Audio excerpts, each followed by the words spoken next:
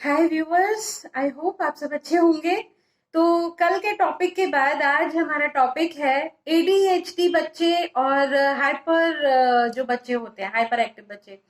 देखो, एडीएचडी जरूरी नहीं है कि हाइपर हो और हाइपर जरूरी नहीं है कि एडीएचडी हो। ठीक है, दोनों में बहुत गहरा अंतर है। तो चलो स्टार्ट करते हैं हाइपर एक्टिव बच्चों से। देखो, हाइपर एक्टिव को मैंने पहले भी अपनी वीडियो में बताया था कि छोटे छोटे टास्क दे दीजिए, क्योंकि हाइपर एक्टिव बच्चों का माइंड नहीं थकता है उनका, और वो नहीं थकते हैं जल्दी जल्दी। तो छोटे छोटे टास्क दीजिए बहुत सारे, और उनका लर्निंग वर्क और उनका हैंड राइटिंग जो एक वर्क है वो भी आपको बहुत तरीके से देना होता है। कर्सिव हैंड राइटिंग की बुक्स के कुछ नंबर्स अभी आपको मैं बता देती हूँ। हाइपर एक्टिव में ज्यादा प्रॉब्लम्स नहीं होती। पहले तो आप ये बात अंडरस्टैंड कीजिए कि हाइपर एक्टिव बच्चा बस थकता नहीं है, उसको छोटे छोटे टास्क देने हैं और आपको उससे प्यार से बात करनी है, लाउड वॉइस उसके लिए नहीं है। ठीक है, और घर का एनवायरनमेंट उसके लिए बेटर रखना है। हाइपर एक्टिव में ज्यादा प्रॉब्लम्स नहीं है, और हाइपर एक्टिव कभी भी एडीएचडी जरूरी नहीं है। ठीक है, क्योंकि ये क्लिनिकली प्रूव्ड है कि ADHD can not be hyperactive और hyperactive can not be ADHD always. चलो, जान लिया हाइपर एक्टिव की हाइपर एक्टिव अलग है। बच्चों की हैंडराइटिंग होती है खराब, छोटे बच्चों की अक्सर हो जाती है, और अगर आप इंप्रूव नहीं करेंगे तो वो बड़े होकर के भी गंदी हैंडराइटिंग में ही लिखेंगे। तो ये पेरेंट्स के ऊपर है। कर्सिव हैंडराइटिंग की पॉइंट नंबर 1 से लेकर के पॉइंट नंबर 5 तक कुछ कर्सिव हैंडराइटिंग की बुक्स होती हैं, जो कि क्लास 1 से लेकर के आप 5th तक दे सकते हैं। क्योंकि देखिए, 7th स्टैंडर्ड का ये होता है कि 7th स्टैंडर्ड पे जाके आपकी क्लास हायर क्लास में गिनी जाती है।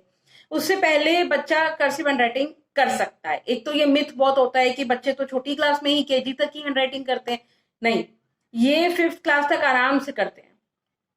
चलो जान लेते हैं कि हाइपर एक्टिव बच्चों की और नॉर्मल बच्चों की और एडीएचडी बच्चे जो होते हैं उनकी हैंडराइटिंग कैसे हम लोग इंप्रूव कर सकते हैं। मैं आपको कुछ बुक्स दिखाती हूँ।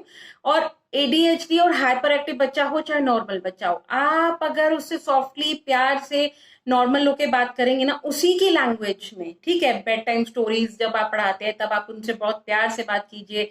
और जब आप उनसे नॉर्मली जब आप मार्केट जाते हैं, तब भी मैंने अपनी लास्ट वीडियो में भी यही जिक्र किया था। तो हाइपर एक्टिव को आपको थकाना है, उसका माइंड थकाना है, और कैसे थकाना है हमने अपनी लास्ट वीडियो में जाना था।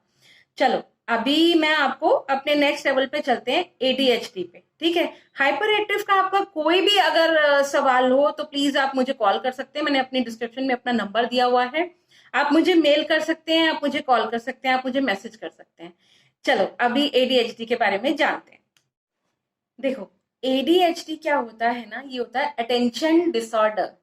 ठीक है, अटेंशन डेफिसिट डिसऑर्डर होता है, जिसमें कि बच्चा अटेंटिव नहीं होता है। उसको आप मल्टीटास्किंग नहीं दे सकते, क्योंकि उसकी स्पीच डिले होती है।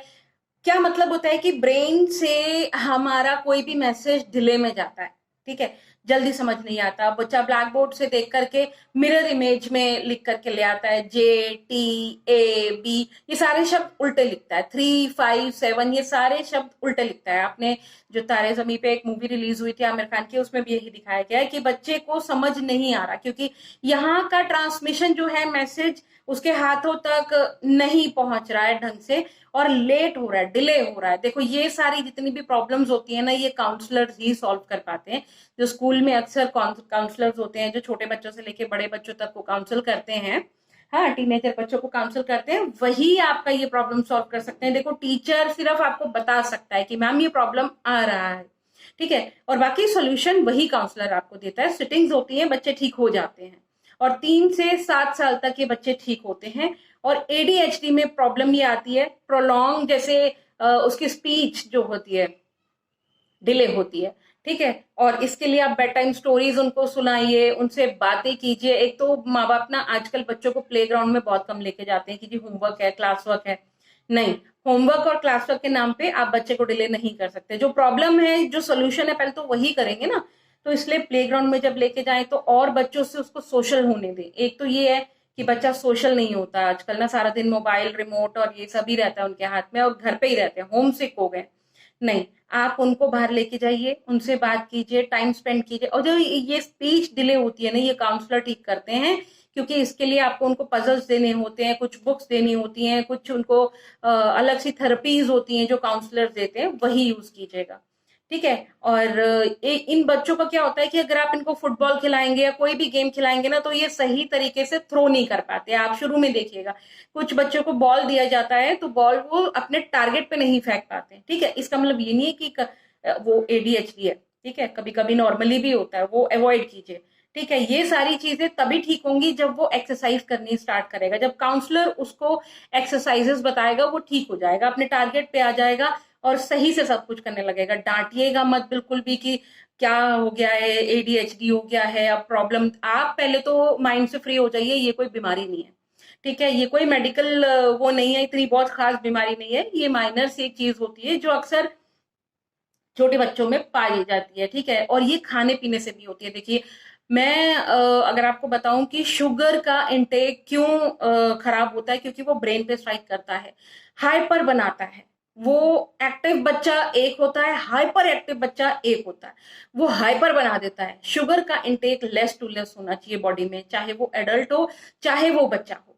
ठीक है, अभी हम बुक्स देख लेते हैं कौन कौन सी बुक्स हैं। चलिए अभी मैं आपको बुक्स दिखाती हूँ। देखो, ये है बुक नंबर 5।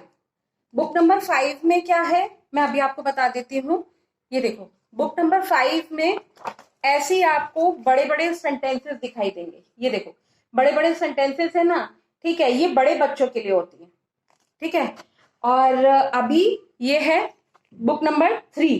स्टार में मार्क देख रहे होंगे, बुक नंबर 3। और इसमें किस तरीके का है पैटर्न, ये देखिए। ये अगेन यहाँ पे 3rd 4th 5th क्लास के लिए ये है। 2nd क्लास में भी आप यूज कर सकते हैं क्योंकि ये 2nd क्लास का बच्चा यूज कर रहा है। ठीक है, अभी हम देखेंगे, ये है पैटर्न नंबर 1। ये देखिए, यहाँ पे ये छोटे बच्चों के लिए है, ये छोटे बच्चों के लिए। ये देखो, ये वाली बुक छोटे बच्चों के लिए।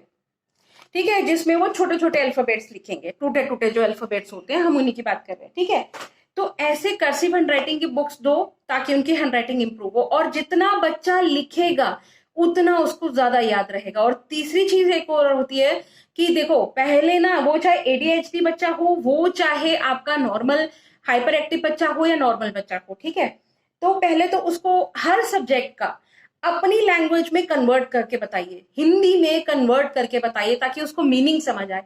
डिक्शनरी लीजिए, डिक्शनरी में से वर्ड्स देख करके उसको वर्ड्स का मीनिंग बताइए ताकि उसको बिल्कुल क्लियर हो जाए कि ये है क्या एक्चुअली में। ठीक है, तो आपको ये काम करना है ताकि उनको अपनी लैंग्वेज में पहले तो बोलने दो। एक तो बच्चे बेचारे डर जाते हैं कि अपने लैंग्वेज में तो बोलना ही नहीं है, कि बुक की लैंग्वेज ही बोलनी है। बुक की लैंग्वेज बोलनी है, लिखनी भी बुक की लैंग्वेज है। लास्ट में जब वो एग्जाम देंगे तो वही चीज होगी, लेकिन तब तक उनको पहले समझ तो आए। उन्हें पहले समझ ही नहीं आ रही है बेचारों को कि करना क्या है, हो क्या रहा है। ठीक है, तो अभी हम क्या करेंगे ना कि आप पहले इस चीज को समझिए कि छोटे बच्चों के साथ हाइपर एक्टिव बच्चे, चाहे एडीएचडी बच्चे हों, तो उनको हैंडल कैसे करना है, हमें हैंडल कैसे करना है समझ आ गई कि छोटे छोटे टास्क हाइपर एक्टिव के लिए हैं उनको, और एडीएचडी के लिए तो जो अलग से काउंसलिंग और थेरेपीज है वो तो है ही है, लेकिन उनको खेलना, पजल्स देना, उनके टॉयज, उनका डेली का रूटीन, उनका खाना पीना। एक तो जंक फूड प्लीज बंद कीजिएगा। जंक फूड से क्या होता है ना कि बच्चों को जो जंक फूड है ना, उनका बायोलॉजिकल सिस्टम जो है, इनका जो बावल सिस्टम है, वो सबसे पहले इफेक्ट होता है, और बावल सिस्टम से ही आपका माइंड इफेक्ट होता है। तो इसलिए प्लीज खाने में बहुत ध्यान दें। पॉरेज दें, कर्ड दें, एग यॉक दें, आप सब कुछ दें, लेकिन प्लीज जंक फूड हफ्ते में एक बार दो, क्योंकि वो सीधा माइंड से स्ट्राइक करता है। ठीक है, तो चलो कल और कुछ जानकारी के साथ मैं आपके पास आती हूँ। कल बहुत एक इंपॉर्टेंट सेशन है, चलिए अटेंड करेंगे कल का सेशन और देखेंगे, सुनेंगे कि एक्चुअली में उस सेशन में मैं आपको क्या बताने जा रही हूँ। ठीक है, चलो मैं आपसे मिलती हूँ कल। तब तक लाइक, सब्सक्राइब, कमेंट और शेयर जरूर करना मेरे चैनल को। देखो, कोई भी होता है ना, वो आपको जो इन्फॉर्मेशन देने वाला जो भी इंसान होता है, वो यही एक्सपेक्ट करता है कि जो मैं बता रहा हूं उससे कुछ लोगों को फायदा हो जाए। ठीक है, तो इसलिए आपके फायदे के लिए कल दोबारा मिलते हैं। चलिए, तब तक ख्याल रखिए अपना।